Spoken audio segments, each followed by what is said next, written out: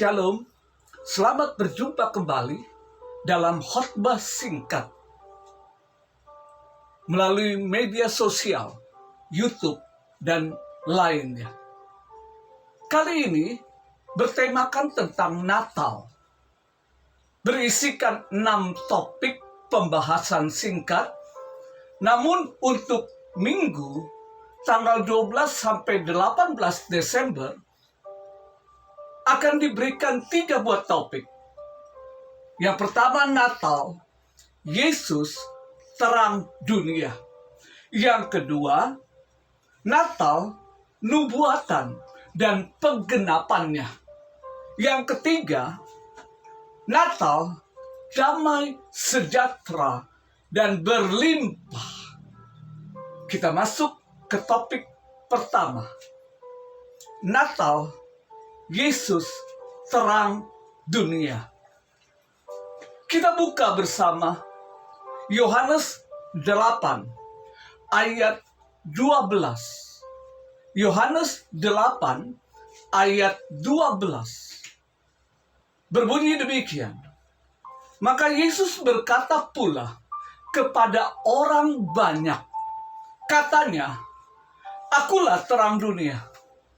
Barang siapa mengikut aku, ia tidak akan berjalan dalam kegelapan, melainkan ia akan mempunyai terang yang hidup."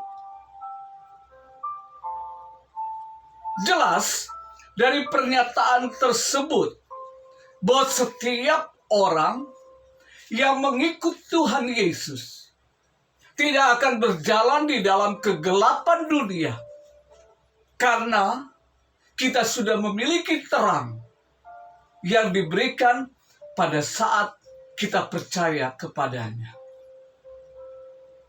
Ucapan tersebut diucapkan langsung oleh Tuhan Yesus di hadapan orang banyak saat para ahli Taurat dan orang Farisi membawa seorang perempuan yang kedapatan bersinah. Padahal mereka tahu hukum Taurat mengatakan bagaimana. Namun mereka ingin mengetahui apa reaksi Tuhan Yesus terhadap kasus ini. Yesus tidak menjawab, bahkan ia berdiam diri lalu menuliskan sesuatu di atas tanah. Dan kemudian berkata, "Barang siapa di antara kamu yang tidak berdosa, hendaklah ia yang pertama melemparkan batu kepada perempuan itu." Yohanes 8 ayat 7. Apa yang terjadi? Ahli Taurat, orang Farisi, dan kerumunan orang banyak meninggalkan perempuan itu, sehingga hanya tertinggal Tuhan Yesus bersama perempuan tersebut. Ini memberikan arti bahwa para ahli Taurat, orang Farisi, dan kerumunan orang banyak masih hidup di dalam kegelapan. Justru mereka perlu terang Natal melalui Yesus Kristus. Lalu Tuhan Yesus berkata di dalam Yohanes 8 ayat 12, "Aku pun tidak akan menghukum engkau. Pergilah dan jangan berbuat dosa lagi mulai dari sekarang." Inilah kesempatan yang diberikan Tuhan Yesus bagi orang berdosa. Dan kesempatan ini tidak akan terus berlangsung apabila terang itu sudah lahir di dalam hidupmu. Biarlah kegelapan itu tidak lagi menguasaimu. Sebelum dilanjutkan, maka kita teringat peristiwa penciptaan alam semesta dengan segala isinya, di mana dinyatakan dalam Kejadian pasal 1 ayat 1-5. Pada mulanya Allah menciptakan langit dan bumi. Bumi belum berbentuk dan kosong. Gelap gulita menutupi samudra raya. Dan roh Allah melayang-layang di atas permukaan air. Berfirmanlah Allah, jadilah terang. Lalu terang itu jadi. Allah melihat bahwa terang itu baik. Lalu dipisahkannya terang itu dari gelap. Allah menamai terang itu siang dan gelap itu malam. Jadilah petang, jadilah pagi, itulah hari pertama. Ini memberikan kepada kita satu arti. Kita adalah anak-anak siang yang berjalan di atas terang yang diberikan Allah. Bukan anak-anak malam yang dikuasai oleh kuasa dosa. Kejadian yang sama saat kegelapan menguasai dunia, tidak terdapat wahyu atau firman Tuhan yang menjadi tuntunan dalam kehidupan setiap umat percaya. Anda bisa lihat pada Alkitab kita, terdapat satu lembar kosong antara perjanjian lama dan perjanjian baru. Itu bukan sekedar hanya pemisahan, pergantian, seperti Anda buat skripsi, penelitian dari bab 1, bab 2, ada lembar kosong. Tetapi di dalam Alkitab memiliki arti. Artinya, selama periode tersebut, kegelapan menguasai dunia. Tidak ada wahyu. Tidak ada pelajaran firman Tuhan. Ini menunjukkan kegelapan menguasai dunia. Dan manusia hidup di dalam dosa dengan segala keinginannya. Apa yang terjadi? Terang itu datang melalui kelahiran Tuhan Yesus di Bethlehem. Inilah yang menyebabkan semula kita hidup dalam kegelapan. Namun Kristus datang ke dunia ini tidak hanya memberikan keselamatan, tetapi juga memberikan terang kepada dunia yang berada di dalam kegelapan. Jikalau engkau masih hidup di dalam kegelapan, engkau tidak tahu apa yang engkau lakukan. Apakah ini sesuai dengan keinginanmu atau keinginan Tuhan? Keluar dari kegelapan tersebut. Masuk kepada terangnya yang ajaib. Engkau bisa terima terangnya Kristus. Seperti yang diungkapkan melalui kesaksian Rasul Paulus kepada para pembesar, termasuk Raja Agripa. Kisah pasal 26 ayat 27 dan sampai 29. Setelah Paulus memberikan kesaksian tentang bagaimana dirinya sebelumnya, lalu dia ditangkap oleh kebenaran, oleh terangnya yang ajaib.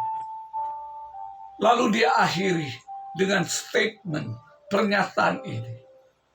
Percayakah engkau,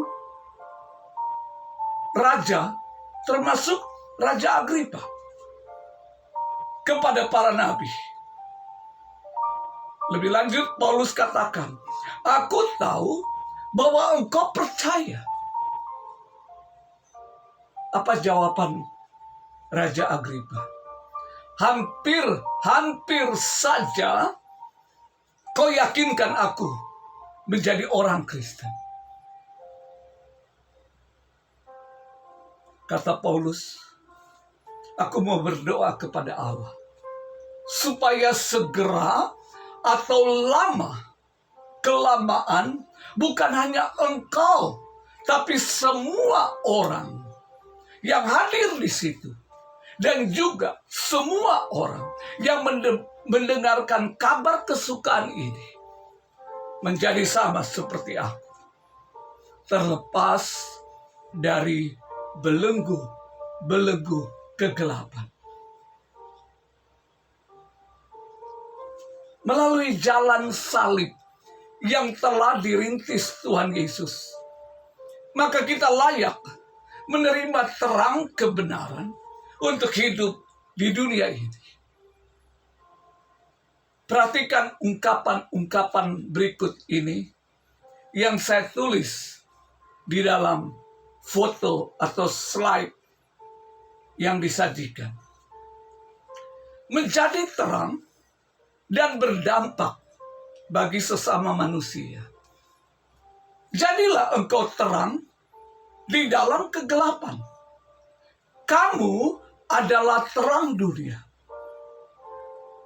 Pertanyaannya, sanggupkah kamu memberi seberkas cahaya bagi kegelapan malam?